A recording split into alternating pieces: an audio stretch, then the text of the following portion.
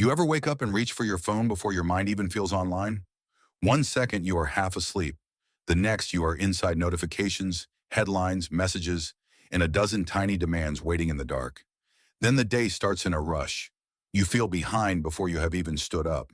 You keep moving, keep scrolling, keep reacting, and somehow the whole day disappears into tabs, tasks, and noise. And later, when everything finally goes quiet, you ask yourself a strange question. Am I living or just existing? Here is the calm truth. Your future is not being shaped by one dramatic decision. It is being shaped by the small patterns you repeat every day. And analog routines work because they do something your phone cannot. They slow attention down enough for your mind to catch up with your life. In this video, I want to show you why simple physical rituals feel like a mental reset, why they often work better than another app or productivity trick, and how to build one that actually fits real life. Stay with me until the end, because I am going to give you one overlooked shift that can make your whole day feel less scattered. Section 1. Start with the morning speed check. Most people begin the day by letting the world set their pace. Phone first, brain second. That is the problem. You are handing your attention over before you have even touched the floor. Try this instead. Before your first screen, do one physical thing on purpose. Make tea, open a notebook, wash your face slowly, write 3 lines about what matters today. It does not need to be profound, it just needs to be real. Why does this work? Because the mind relaxes when it is not being split into 10 directions at once. A physical ritual gives your attention one clear track to follow. No racing, no searching, just one small action leading to the next. And that changes the whole tone of the morning. The day starts with presence instead of pressure. Section 2. Put paper between you and your thoughts. Digital tools are useful, but they can make everything feel hidden. A task lives in one app. A note lives in another. A thought lives somewhere else. Before long, your life feels scattered across screens. Paper changes that. A handwritten plan is slower, but that is exactly why it helps. You can see what matters. You can cross one thing off and actually feel the progress.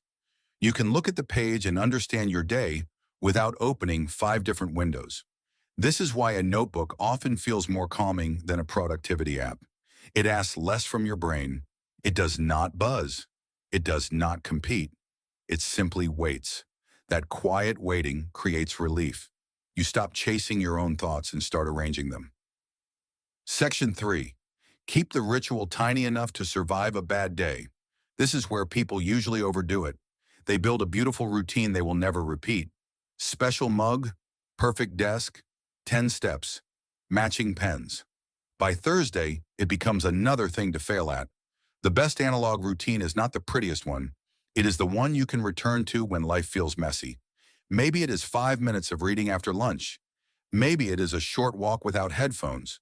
Maybe it is cooking one simple meal with both hands instead of eating over a screen. Maybe it is one mood check on paper before bed. Small rituals stick because they do not need a perfect version of you. They just need a repeatable one. And that matters. It tells your nervous system, this is safe, this is familiar, this is not another thing to perform. Section 4. Do not turn calm into a performance. This one matters more than people think. A slow ritual stops helping when it becomes a new identity project.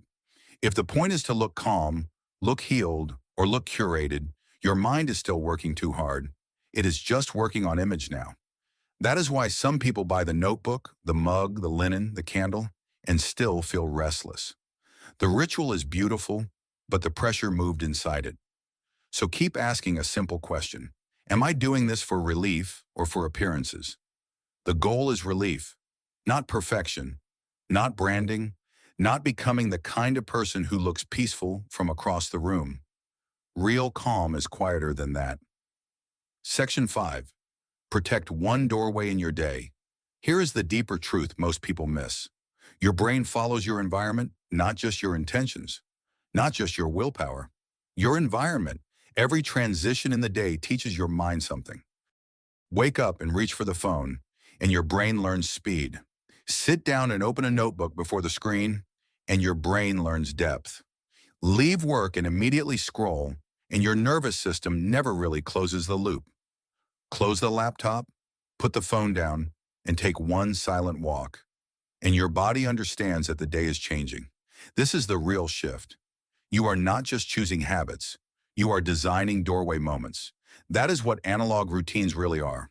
Slower doorways, a cup of tea before work, a pen before planning, a short walk before messages, a book before sleep. These little transitions tell your mind that life is not one endless stream of urgency.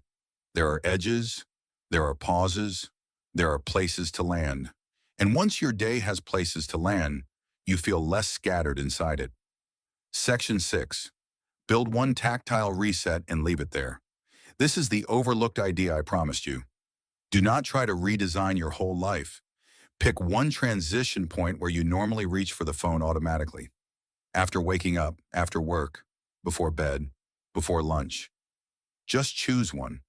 For 7 days, replace that digital reflex with one tactile ritual. If it is morning, make tea and write 3 lines.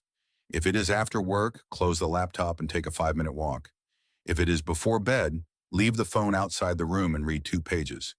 If it is during a stress spike, hold a pen and write what is actually on your mind. One doorway, one replacement, 1 week. Because that is where the reset happens. Not in some perfect offline fantasy, not in rejecting technology, just in giving your attention one calm place to enter and one calm place to leave. And when you do that, something subtle changes. Your thoughts stop feeling so fragmented. Your emotions become easier to notice. Your day starts to feel like something you are in, not something happening to you. That is the real power of analog routines. They do not make life impressive. They make it feel inhabited. So if you want a simple place to start tonight, choose one transition point. Put the phone aside. Put paper in front of you. Let your hands do something slower than your feet. Then watch what happens to your mind. Because one day, maybe years from now, your future self will not remember every notification you answered, but they will remember the habits that gave them peace. They will remember the mornings that felt less frantic. They will remember the quiet moments that made life feel real again. What one part of your day needs a slower doorway? If this helped, stay with modern clarity. There is more to build here, one quiet habit at a time.